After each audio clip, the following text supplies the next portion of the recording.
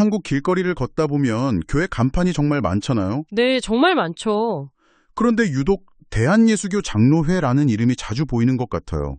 근데 그 뒤에 붙는 이름은 또 다 달라요. 뭐 합동, 통합, 고신. 아, 맞아요. 2018년 통계를 제가 보니까 한국의 장로교단만 337개가 넘는다고 하더라고요. 아니 대체 왜 이렇게 갈라진 걸까요? 정말 그렇죠. 처음엔 분명 하나의 장로교회로 시작했을 텐데 지금은 뭐랄까 누가 누군지 헷갈릴 정도로 복잡하게 나뉘어 있으니까요. 그 배경을 궁금해하시는 게 당연합니다. 그래서 오늘 당신이 보내주신 이 한국 교회사 강의 자료를 가지고 이 문제를 한번 제대로 파헤쳐 보려고 합니다. 아, 좋습니다. 특히 모든 게 폭발했던 해방 이후 시기, 한국 장로교회가 왜 그리고 어떻게 갈라서게 됐는지 그 분열의 지도를 한번 그려보겠습니다. 고신, 기장, 그리고 지금 가장 큰 교단인 합동과 통합까지요. 네, 이 이름들이 어떤 싸움 끝에 태어났는지 그 뿌리를 한번 찾아가 보죠. 좋습니다.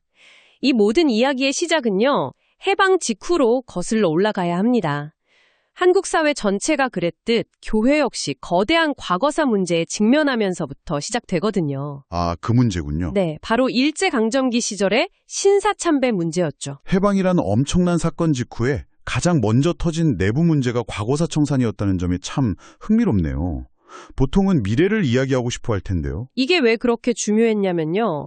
신사참배는 그냥 일본 신사에 절을 한 행위가 아니었어요.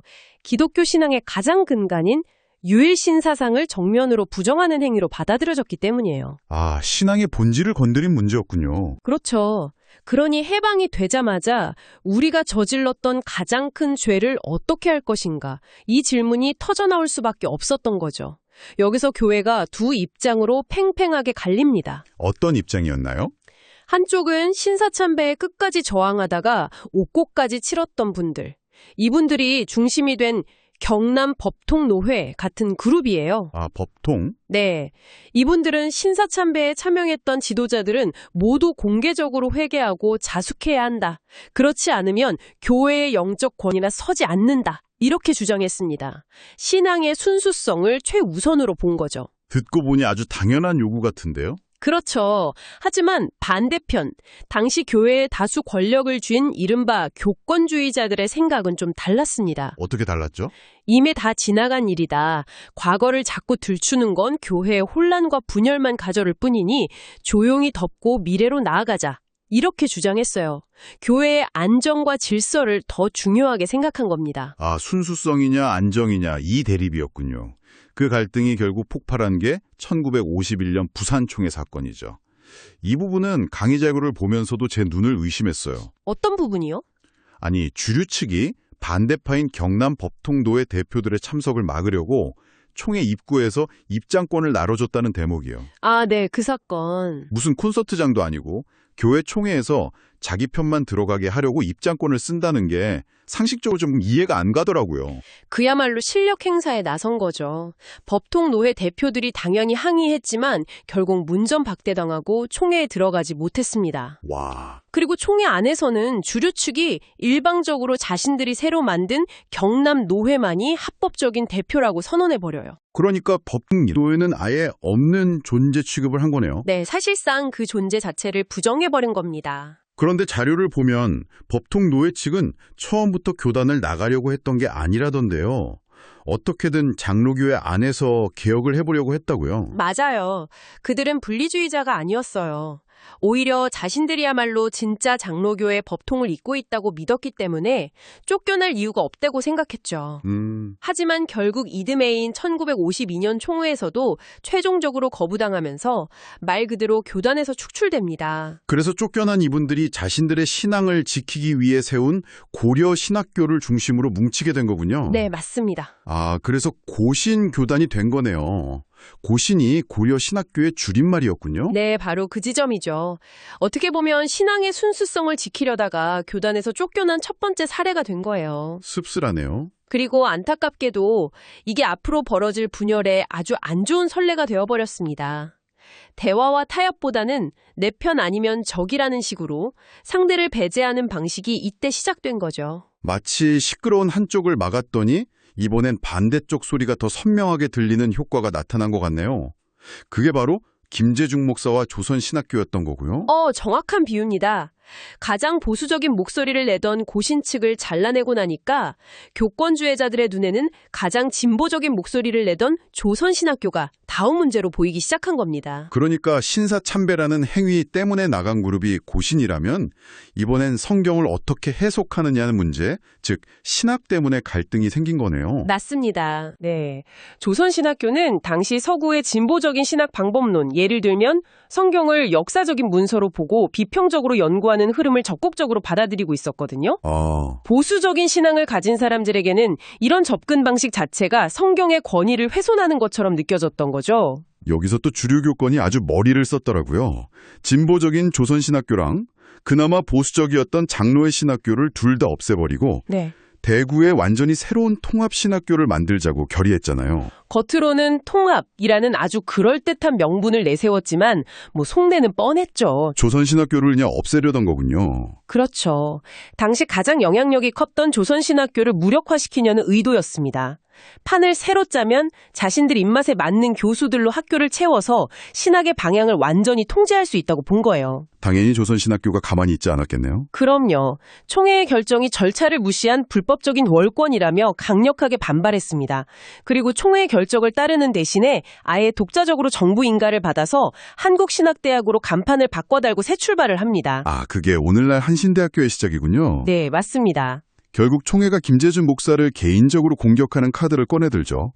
성경에 오류가 있을 수 있다는 성경 유효서를 주장했다는 이유로 아예 교단에서 제명해버리잖아요. 네. 신학 논쟁을 하다가 결국 한 사람을 이단으로 규정하고 쫓아내는 극단적인 방식으로 끝을 낸 겁니다. 당연히 이에 반발한 도선신학교 출신 목사들과 교회들이 1953년에 따로 모여서 불법적인 총회의 결정을 거부하는 우리야말로 진짜 법통 총회다 이렇게 선언하면서 새로운 교단을 만들게 됩니다. 그게 바로 한국기독교장로회, 줄여서 기장의 탄생이군요. 네. 강의 자료에 나온 일화가 여기서 생각나네요. 강사님이 신학생 때 우연히 어떤 교회에 갔는데 예배 분위기가 뭔가 이상하고 낯설었다는 거예요. 맞아요. 나중에 알고 보니 그게 기장 측 교회였다는 이야기죠. 저 그 부분 읽고 웃었어요. 아니, 예배 분위기가 이상하다는 게 대체 뭘까요? 찬송가를 락 버전으로 부르기라도 했나요? 아니면 설교 내용이 완전히 달랐던 걸까요? 하하, 아마 둘 다였을 수도 있죠. 그만큼 당시 주류 장로교회와는 신학적 색채, 예배의 형식, 그리고 사회 문제에 대한 관심사까지 모든 게 뚜렷하게 달랐다는 뜻입니다. 아하, 고신이 신앙행위의 순수성을 지키려다 나갔다면 기장은 신학 사상의 자유를 지키려다 갈라선 셈이죠. 결국 한국 장로교회는 이렇게 가장 보수적인 오른쪽 날개와 가장 진보적인 왼쪽 날개를 차례로 잘라내버린 꼴이 됐네요. 네, 맞습니다. 자, 그럼 이제 오른쪽 날개도 왼쪽 날개도 없는 거대한 몽통만 남았네요. 이 정도면 이제 싸울 일이 없을 법도 한데 여기서 역사상 가장 큰 분열이 일어난다는 게 참 아이러니합니다. 그렇죠. 바로 세계교회협의회, WCC 가입 문제 때문이었죠. 네, WCC는 전 세계 교회들의 연합과 일치를 추구하는 에큐메니컬 운동기구입니다. 취지만 보면 굉장히 좋아 보이는데요. 이게 당시 한국 사회의 가장 예민한 부분을 건드렸습니다. 냉전 이데올로기 말씀이시죠? 정확합니다. WCC를 지지했던 한경직 목사 같은 분들은 이제 우리도 세계교회와 교류하며 교회의 일치와 사회적 책임을 다해야 한다고 주장했어요. 네. 하지만 박형롱 박사 같은 반대파들은 WCC를 거의 악의 축처럼 봤습니다. 그렇게까지요. 신학적으로는 자유주의를 용납하는 혼합지이고 정치적으로는 공산주의 국가의 교회도 회원으로 받아주니까 용공단체다. 이런 거였죠.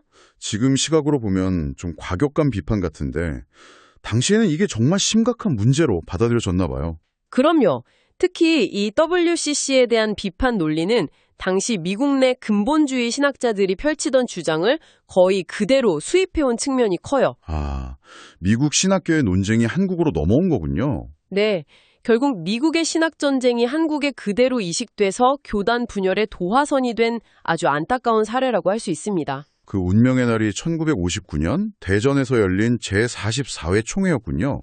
시작부터 거의 막장 드라마 같던데요. 말 그대로 아수라장이었습니다. 한 지역 노회에서 찬성 측과 반대 측이 각각 총대를 보내는 바람에 누구를 인정할 거냐를 두고 투표를 했는데 WCC 찬성 측이 124대 119. 정말 딱 5표 차이로 이겼어요. 5표 차라니 정말 아슬아슬했네요. 그러자 이 결과를 도저히 받아들일 수 없었던 반대측 소속의 총회장이 의사봉을 3번 두드리더니 총회를 무기한 정회합니다. 라고 선포하고 그냥 나가버렸습니다. 네, 총회장이 그냥 나가버렸다고요? 네. 교단의 최고 의사결정기구가 길 한복판에서 공중분해될 위기에 처한 거죠. 정말 황당하네요.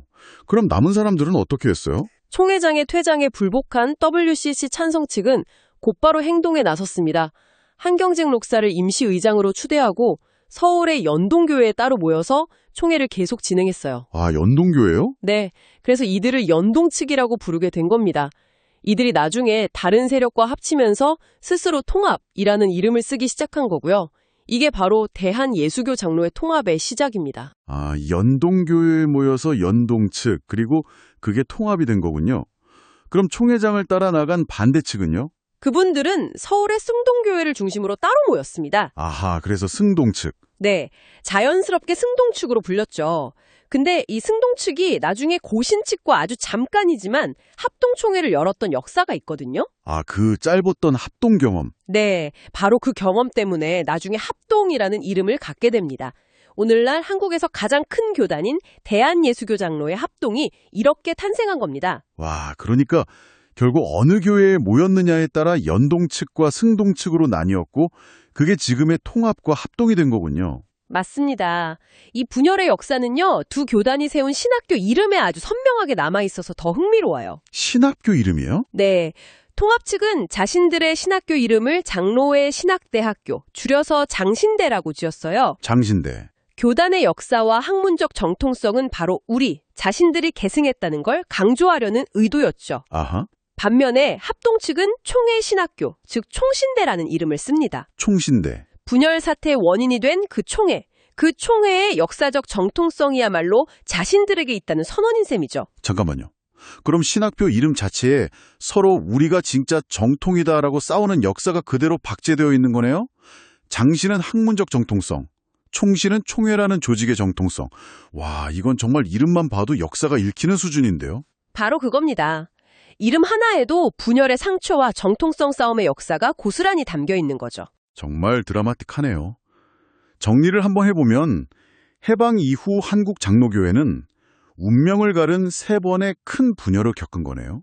네. 첫째, 신사참배 회계라는 과거사 문제로 고신이 분리됐고, 둘째, 성경 해석이라는 신학 문제로 기장이 갈라섰고, 맞습니다. 그리고 마지막으로 WCC 가입이라는 세계관의 문제로 거대했던 몸통이 합동과 통합으로 쪼개진 거군요. 아주 명쾌한 정리입니다.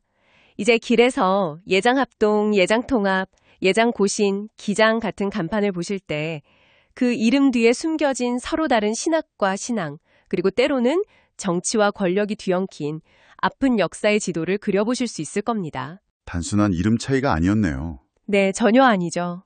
오늘 살펴본 강의 자료가 개혁된 교회는 계속 개혁되어야 한다는 유명한 구호로 끝을 맺는데요.